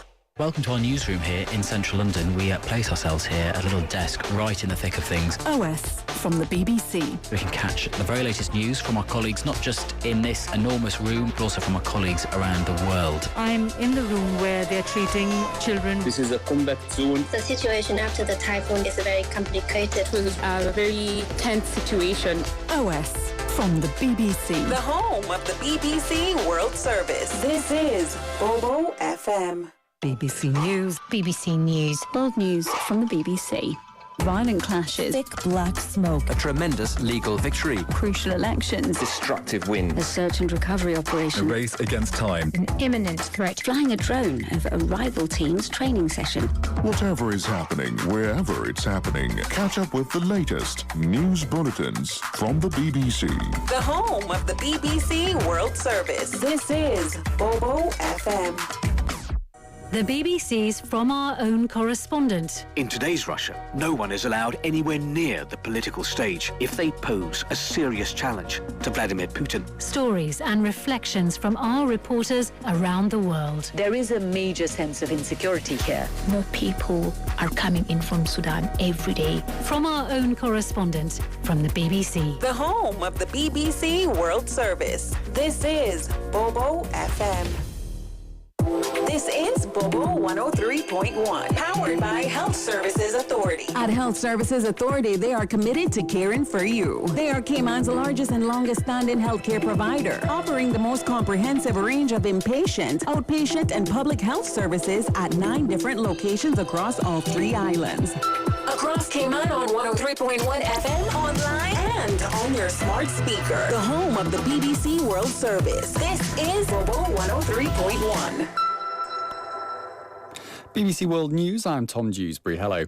The US has announced criminal charges against the Haitian gang leader Jimmy Cherizier, who's accused of conspiring to violate sanctions by Washington. Since 2020, Cherizier, also known as Barbecue, has created an alliance of gangs that now controls most of Haiti's capital, Port-au-Prince. Will Grant reports. The U.S. Assistant Attorney General for National Security said that Cherizier and a U.S. associate sought to raise funds in the United States to bankroll Cherizier's violent criminal enterprise, which is driving a security crisis in Haiti. Basil Richardson is accused of raising funds through the Haitian diaspora in the U.S. and channeling the money to Barbecue to pay his gang members and purchase weapons. He was arrested last month in Texas, while Jimmy Cherizier remains at large in Haiti, protected by his foot soldiers. In recent months, a UN-backed Kenyan-led security force has failed to take back control of the Haitian capital. President Zelensky says Ukraine will not abandon the Donbass, the eastern region that Russia and its proxies now largely control. He warned doing so would give Russia a springboard for future attacks. The comments appear to be the most forthright he's been in reaction to President Trump repeatedly saying peace would mean land swapping hands. The Trump administration significantly changed a US government report on global human rights to soften criticism of countries that have been strong partners to President Trump. Human rights groups accuse the administration of weaponizing the report for political reasons. Tom Bateman reports. The US government's human rights report is seen as the most comprehensive of its kind globally. This year's document significantly reduces criticism of countries led by Mr. Trump's allies. Criticism of prison conditions has disappeared in the section on El Salvador, to where Mr. Trump has sent migrants from the US into a notorious mega prison. The section on Israel is dramatically pared back and contains no mention of the humanitarian crisis or death toll in Gaza. Meanwhile, countries with whom Mr. Trump has sparred, including Brazil and South Africa, have seen criticism over alleged human rights abuses ramped up. South Korea's former First Lady Kim Gun-yee has been arrested after a court issued a warrant. Her arrest, along with last month's arrest of her husband, the former President Yoon Suk-yeol, makes the pair the first presidential couple to be jailed. Here's Jae Sung-lee.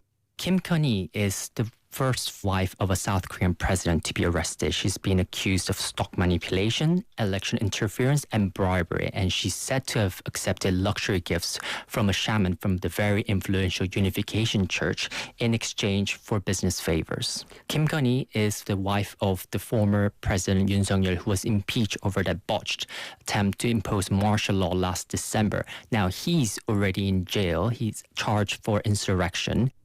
World news from the BBC. National Guard troops are starting to arrive in Washington, D.C., a day after President Trump said he'd deploy them and take control of the U.S. Capitol's police force. Mr. Trump says he wants to tackle out-of-control violent crime, which figures have shown is at a 30-year low. 800 National Guard are expected to be sent in. The Democratic mayor of Washington, D.C. has described the action as unprecedented and unsettling.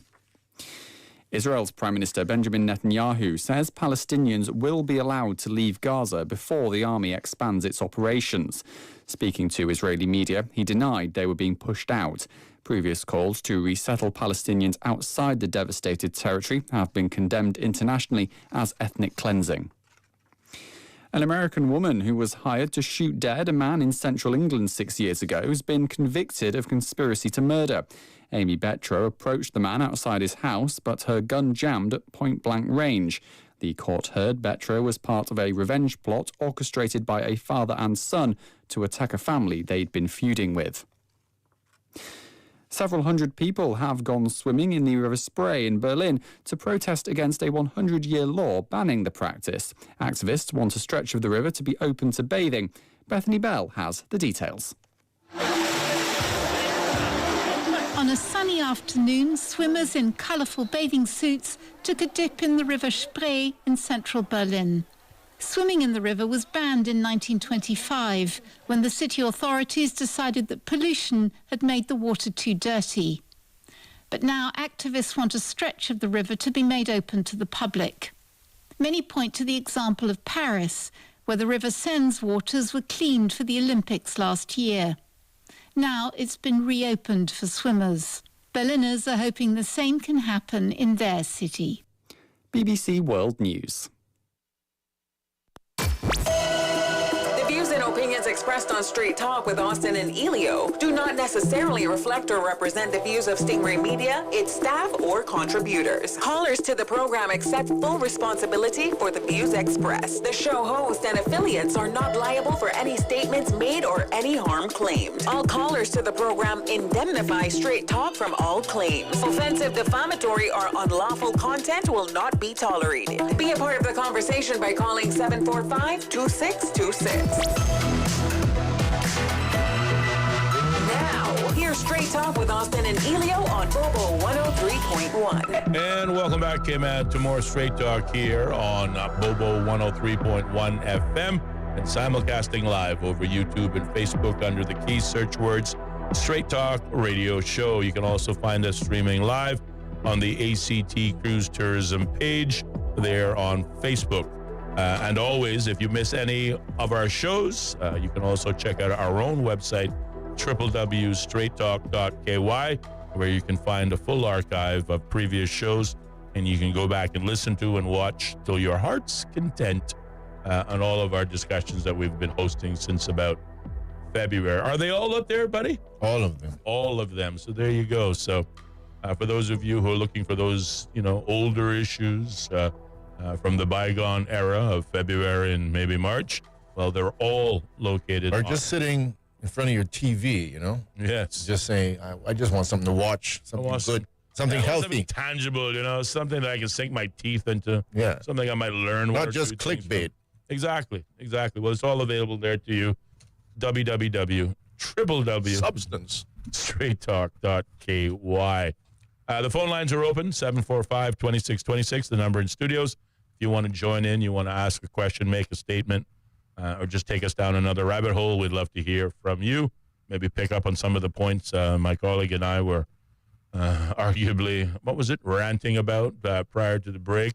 I kind of inadvertently cut you off in the middle of your rant. It's fine. I'll probably just end by saying, I want persons to know, I hear the nonsense that's, and I say this because I actually was standing in one of the banks a couple of days ago and somebody said something, but I just want you all to know, I hear the nonsense that's being said about me, but trust me, I am not the normal human being. I have no idea why. I tell my colleague this sometimes. I'm not the normal human being. That what people say about me really don't make any difference in the world. Trust me.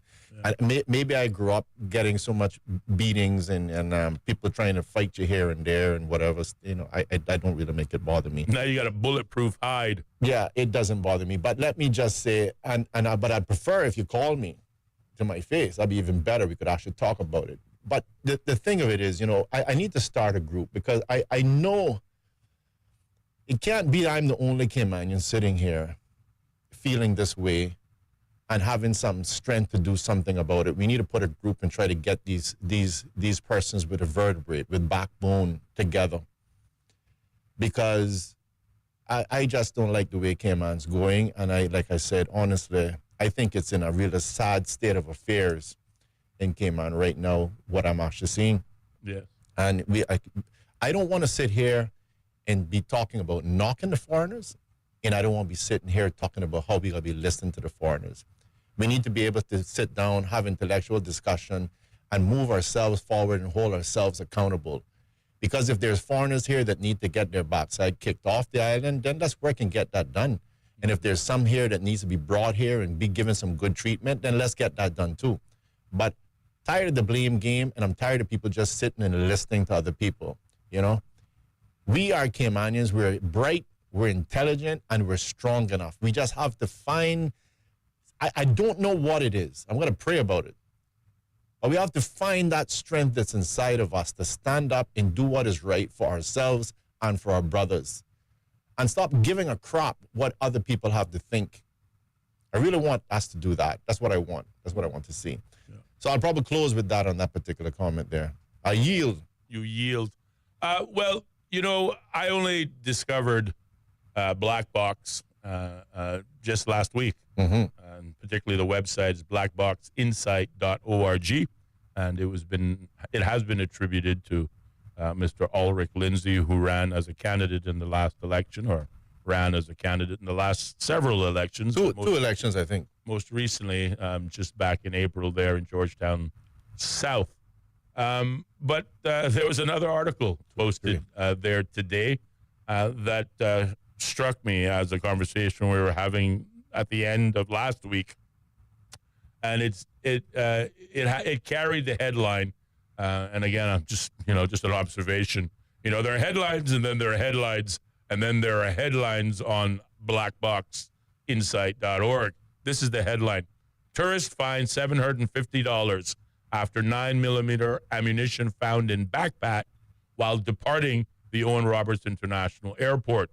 Court ordered an absolute discharge, and no conviction was recorded. That's almost a paragraph, but that's the headline. So again, rather lengthy there. You might want to find a way to condense those. Well, I was gonna say that on behalf of Ulrich. But anyway, we get the point. I want to read the article because it gets worse. One thing about him, he can be stretching it out. Yeah. It says a tourist appeared in court last week to face a charge of possession of an unlicensed firearm in the form of 9mm ammunition. Mm-hmm. Cayman authorities made the discovery when the tourist was preparing to depart the Cayman Islands. Oh, wow. Now, normally they catch this on the way in. So it would be important to catch him on the way in. They missed it when he first came in, but they caught it on his way out. Oh. So again, in a lot of ways, kind of reminds you of the National Weather Service. 1 out of 5 ain't bad. After the murders have been committed. Then we find the bloody knife. Yeah. But anyway, after he's getting ready to leave the island, they find a single bullet. After hearing arguments from lawyers, the chief magistrate fined the tourist $750 and ordered an absolute discharge with no conviction recorded. When the question arose about the ammunition, the tourist reportedly explained to Customs and Border Control that his luggage, including the backpack, was inspected in the United States and had transited 2 airports without issues before his arrival in the Cayman Islands. Reportedly, he was unaware of the ammunition's presence.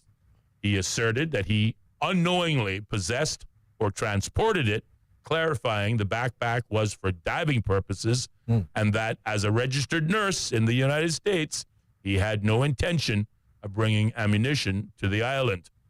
After hearing from the DPP Senior Crown Counsel as well as Defense Counsel, the Chief Magistrate said that it was unfortunate that the tourist found himself in court.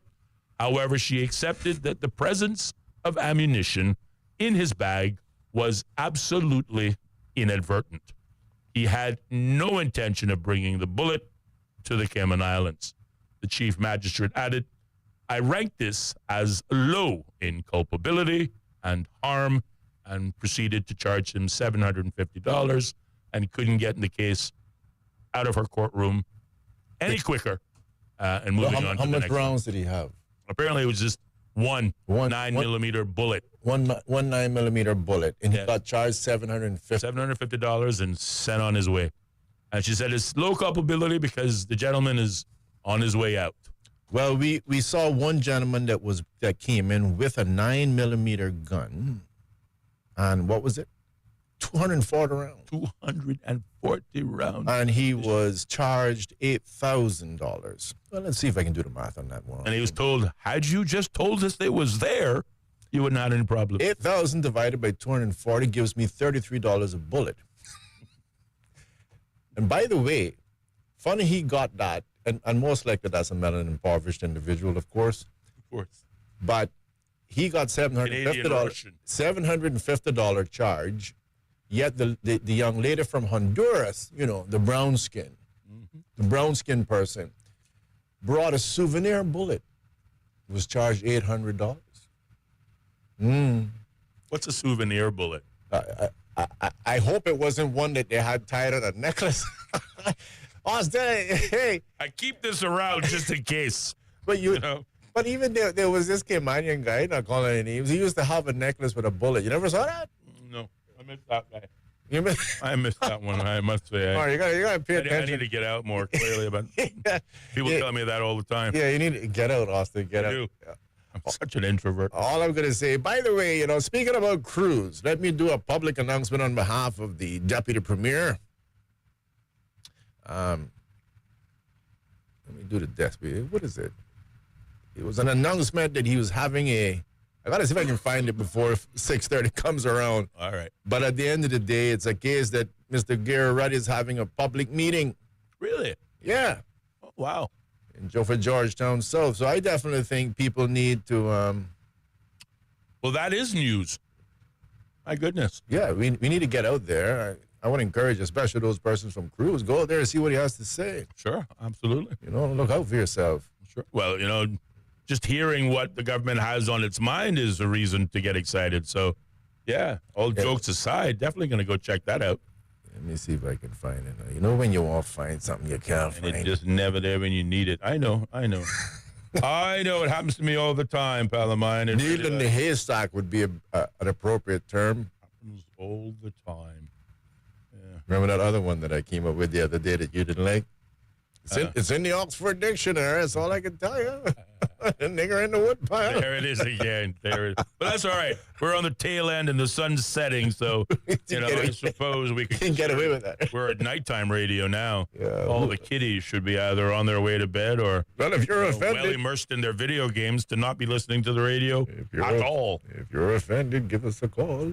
If you're offended, give me a call specifically. All right. If you're not offended, give us a call anyway. We'd love to hear from you. We just call and say, hey, just call. I'm not offended. Thank you. We appreciate that. Okay, my nigga. Thanks for sharing with that. Okay, let's see. Where did I see it? Where did I see it? By the way, we got a voice message, right? Okay. I passed it on to you. Oh, yeah, I saw the audio note. Yeah, do we want to play that? Yeah, that's an audio note to play, apparently. Okay, well, hang on then. Well, let me It was passed to me, apparently. All right, well, I will most definitely play it. Let me just... If you hear the weird noises, then you can stop it. I was going to say, so you haven't listened to it already? No, you haven't proofed it or anything? No, I haven't proved it. Well, they just don't want you to be alone in the adult remarks, you see. So they're going to send something else and make us play it.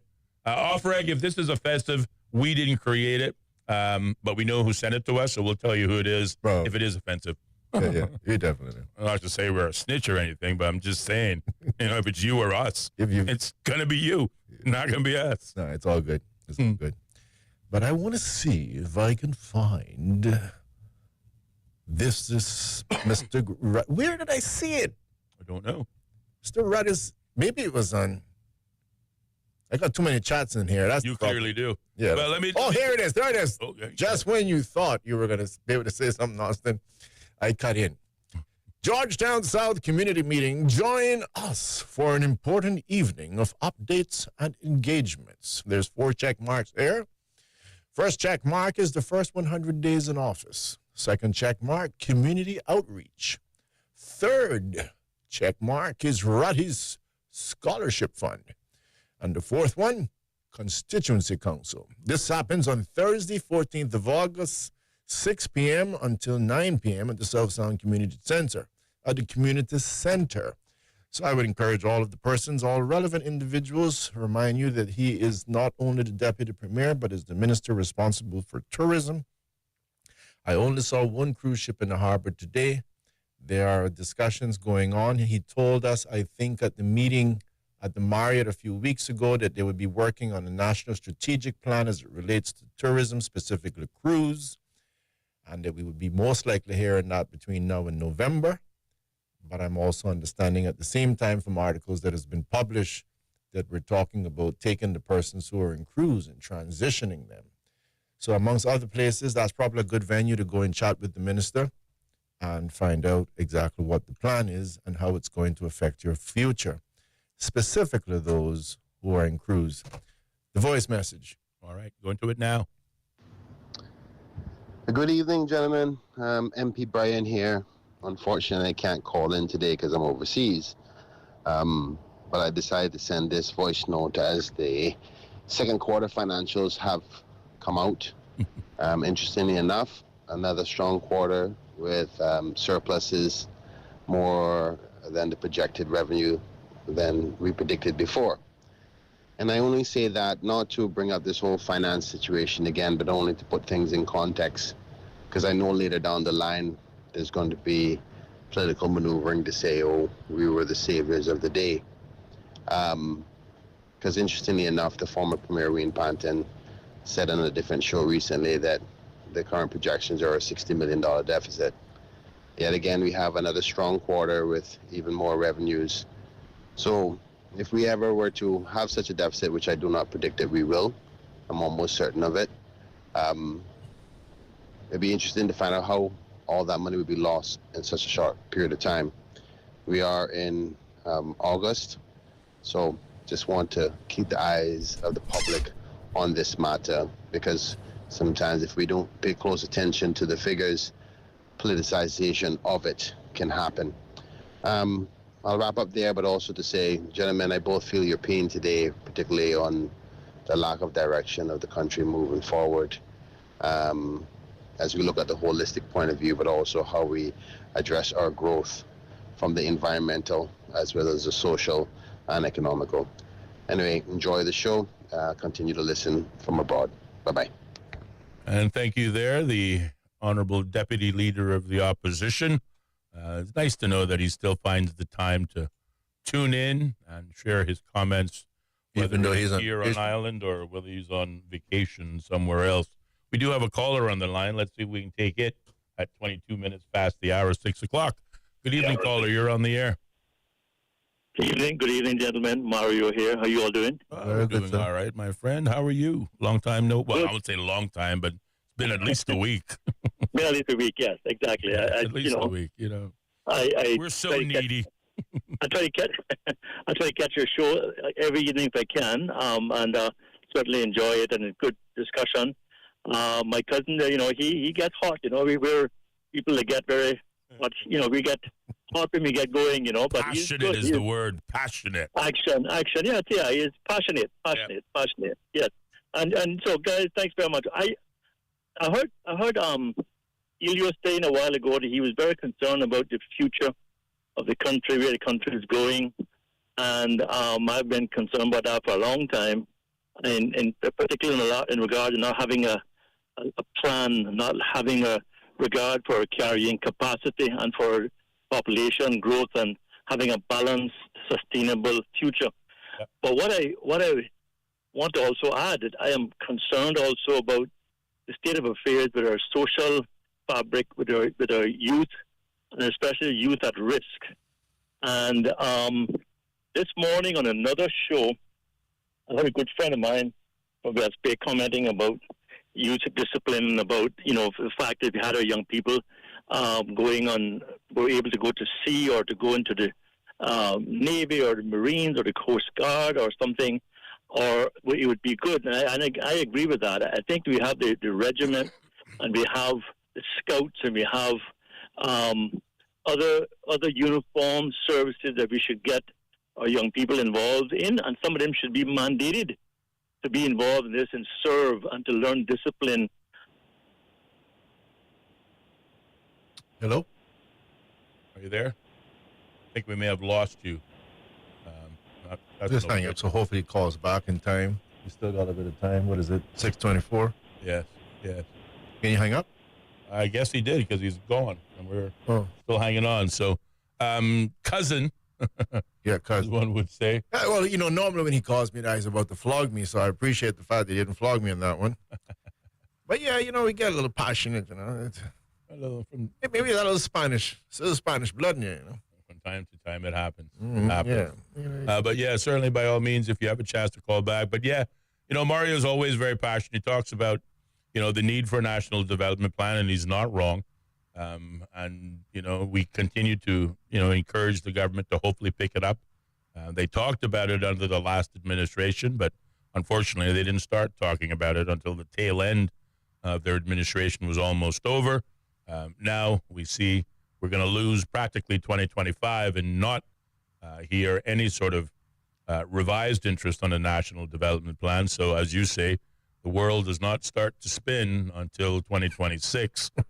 Maybe we'll hear something from the government, the Minister of Planning, in terms of what a national development plan will look like, what sort of public consultation will be held in the local community, and how that'll happen. We don't know, but what we do look forward to hearing is the public meeting hosted by the Honorable Deputy Premier. So when is this happening again? Thursday, the 14th of August, right? And I think it's at the South Sound Community Hall, but 2 days from now. See if I can just double check. Yeah, not too far away. But, there's just, like I said, there's just a lot of questions that we have, and not that I'm trying to make Mr. Myers my favorite person, but, for example, I was thinking even on this 2-year thing, what happens if you have an individual, they come to the country and they're going to work. Let's say they're going to work for you and I, Mr. Harris. Yeah. But we decide after a year that I don't need that person any longer. I don't want that person any longer. Does the same rules apply? Yeah. Does the same thing apply that in terms of transitioning now to the job, the 2-year rule is that you can't do it within 2 years and the person has to go home for 6 months? I'm just saying there's a lot of questions. And the fact that you can't ask them, you can't get a proper answer. And then nobody else, of course, would be so audacious to ask such a question. It might cause the minister to stumble. Right. it might expose that he doesn't know. Yes. We wouldn't want that to happen. Yes. So either way, it's on this Cayman thing, the cruise thing, I believe, is where I saw it. Let me just go back again. It's at the South Sound Community Center. Again, want to encourage persons, go out there, particularly those persons who are in cruise. This is not a joke. I'm not joking. No. Your livelihood depends on it. Yeah. A backbone, spine, getting strong and getting out there. It's important. Yes. Thursday, 14th of August, 6 to 9 p.m., South Sound Community Center. Again, the Honorable Gary Ruddy, MP, Deputy Premier, between 6 to 9 on Thursday, the 14th of August, is having a meeting at the South Sound Community Center. So please get out there and mix and mingle. But most important, to see if you can ask some questions and get some answers. This is very important. Let's not allow that to just turn into a nice little, coffee and biscuits. Indeed. It needs to be something pretty serious. 28 minutes past the hour of 6 o'clock, giving us about 1 minute before we have to wrap it up. And that gives us the opportunity to talk about what we have planned for tomorrow. Oh, yeah. Tomorrow we continue, I think it's round 4 in our series on the Candidates Forum, Life After the Campaign Trail. Sound like the bell for the round? Yeah, there you go. So tomorrow we will be hosting Georgetown South candidate just passed for the PPM slate, Craig Festa Frederick. Quite appropriate. The day before the... It is quite appropriate, isn't it? Yes. When I think it was Mr. Ruddy who said, I want to say thank you to my competitors, but I intend to win the general election. He said that to them during the debate. You can quit now. Yeah. And then, of course, you're talking about Black Box, which is Alaric, and he also ran for Georgetown South. Absolutely. So we'll hear from Mr. Frederick tomorrow at 5 o'clock, and we encourage all of you who can to tune in. Have a good night, Cayman. See you tomorrow. The home of the BBC